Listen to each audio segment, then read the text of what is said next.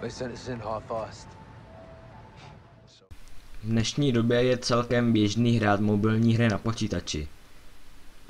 Ale jak hrát počítačové hry na mobilu? Jde to vůbec? Právě proto jsem natočil tento tutoriál, kde si ukážeme, jak hrát počítačové hry na mobilu. Tato možnost je naprosto legální a 100% free. Pokud by vám něco nefungovalo, určitě mi napište do komentářů a společně se na to podíváme. Tak jdeme na to.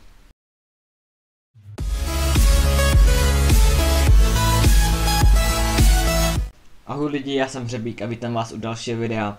Dneska vám chci ukázat, jak hrát různé hry, různé počítačové hry na mobilu. Na kterýkoliv mobil, ale tu hru nějak musí ujést, takže třeba CS:ko se vám tam možná bude sekat, možná i nějaký náročnější hry se vám tam budou sekat, ale uvidíme, takže jdeme na to.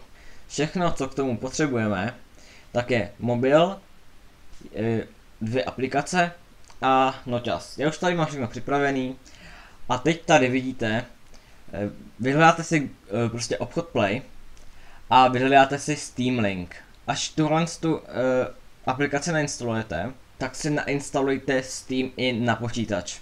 Tohle, co vám teďka tady ukazuje, je naprosto legální, takže to i Steam podporuje.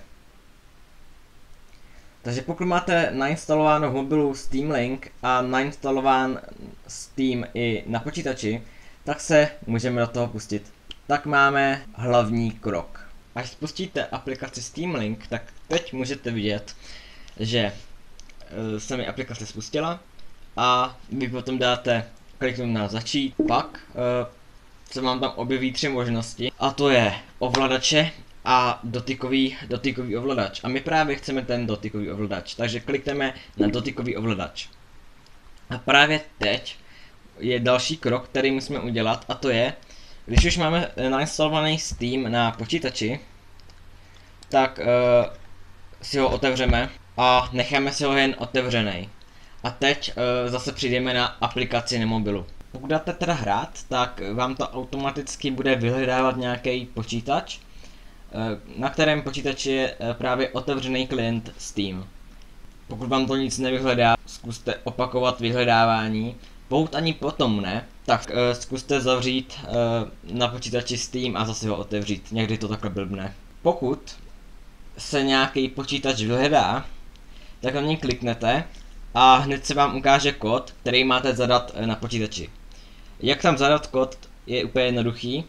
Za pár vteřin se vám na počítači objeví tabulka, kde máte zadat nějaký PIN a ten kód tam vlastně dáte. Je to většinou 4místný kód, takže celkem jednoduchý. Hned jak tam zadáte do počítače kód, tak na mobilu se vám objeví test sítě.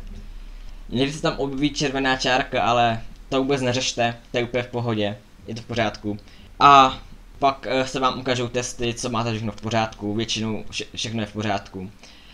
A právě teď, co vidíte, tak to jsme právě že na Steamu. Steam jako takovej, přesně co vidím na počítači, tak přesně to i vidím na mobilu. Pokud dám cokoliv jiného, tak se vám to změní. Pokud kliknu třeba na mobilu, třeba na hry, tak se mi přesně dají i hry na počítači.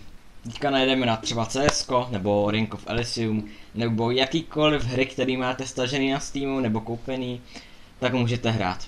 Takže teďka si dáme CS:ko a dáme si hrát.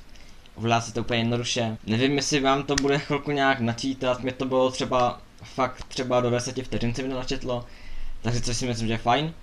Akorát jedna nevýhoda je, že v CS:ku se fakt to ovládání na tom mobilu musíte dost naučit a dost už to chápat, jelikož když to zapnete poprvé, tak třeba nemůžete ani střílet, musíte se to nastavit v nastavení, což do tohle z toho tutoriálu už nepatří. Vidíte, úplně normálně hraju CS:ko, žádný problém. Tohle je dost krutý, když si prostě zapnete mobil, hrajete CS:ko nebo Crossout nebo třeba v Team Fortress, tak jakože je to dost cool, si myslím. Třeba jakože to ukázat kamarádovi, který to fakt nezná tuhle možnost, tak si myslím, že bude fakt dost vykulený.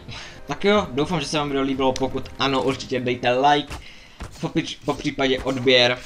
Doufám, že jsem vám nějak pomohl, nebo jste se dozvěděli ode mě něco nového, co jste nevěděli dřív. Takže doufám, že se vám video líbilo, pokud ano, určitě dejte like. A já se s vámi loučím. A ahoj.